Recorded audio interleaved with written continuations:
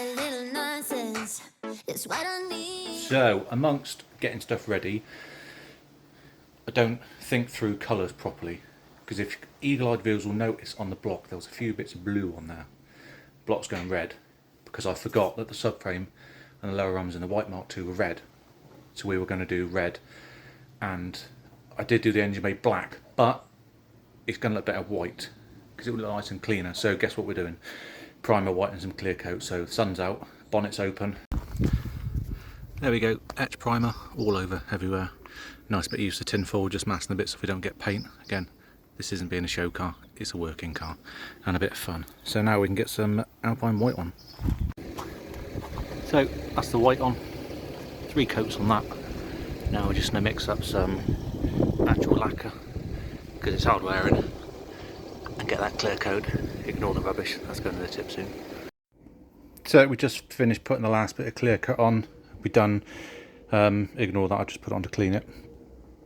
About half of one of those, half a litre maybe. So we got 2K clear high lacquer and the hardener. Okay, this was all stuff left over from when I sprayed my Mk2, the other one, shiny one there. So yeah, the engine bay is looking pretty good. So we have wire and loom all in, nice and tucked up, coil in there, all where we want it to be. Stubby mass cylinders in, we've got ECU in, all the wiring up there, looking good. Lovely, now we need an engine in there. So amongst the heat we have got our ARP rod bolts in. They're not pressed in just yet, they're just in there, and then we'll press those in a minute. So they're ready, and we have finished all 4 of our pistons. So they've all been machined on top. I've CC'd all of them, so all the bowls are the same CC. So we know that, and the deck heights should be the same.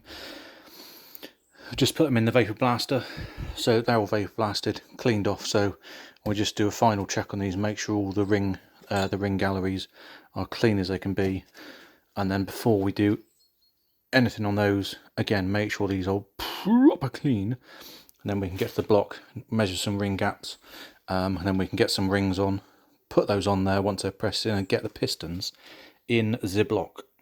So we got sidetracked. Pistons are in. It's very warm. Right, pistons are all in. The ring gaps all done. You know, all 3 bob on. Hastings are really good. Where's their rubbish?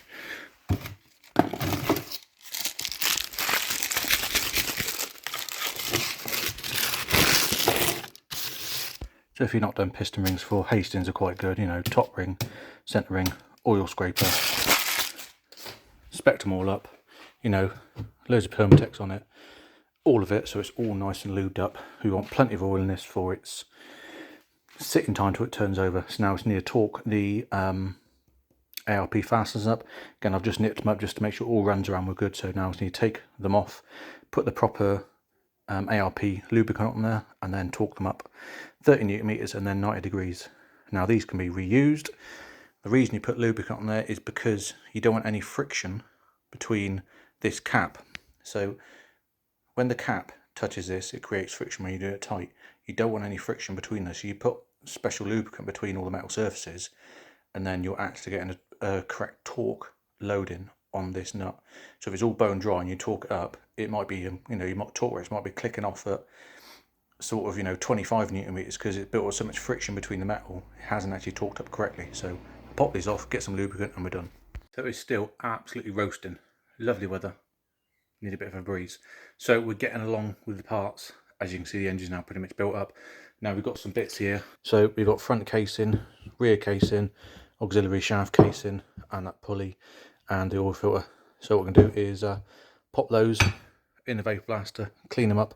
Now I want to run this one because we need our oil pressure sensors, but also I need an oil feed to the turbo in there. So what we'll do, we'll get a custom line made up with the fitting on that, and we'll run a braided line round to the feed on the turbo itself. So let's get these in the blaster and clean them up.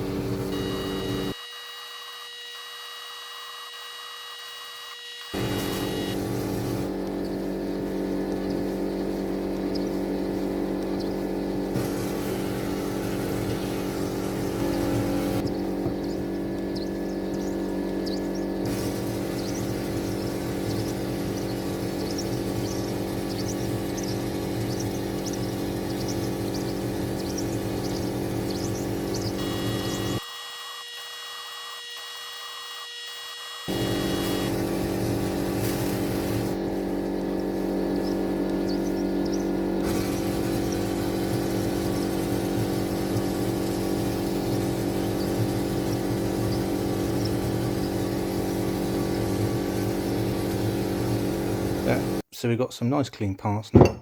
Obviously, if you're doing this, blast all this out with an airline, clean it all out.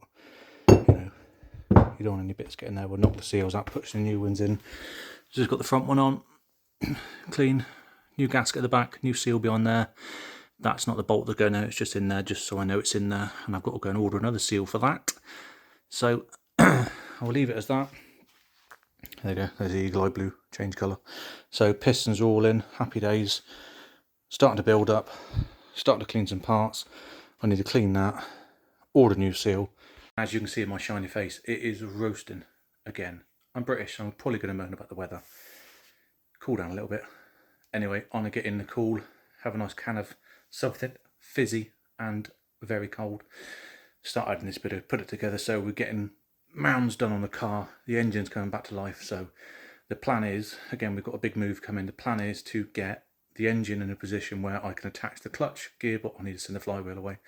Get the gearbox sorted, attach the block, the gearbox, bolt that together, bolt it in the engine bay, get the drive shaft bolted on, you know, then that's a massive chunk of stuff done. Then obviously we've got to tear the head apart, have a look at that, and then we can get rolling with that. So thanks for watching, and I'll see you in the next one.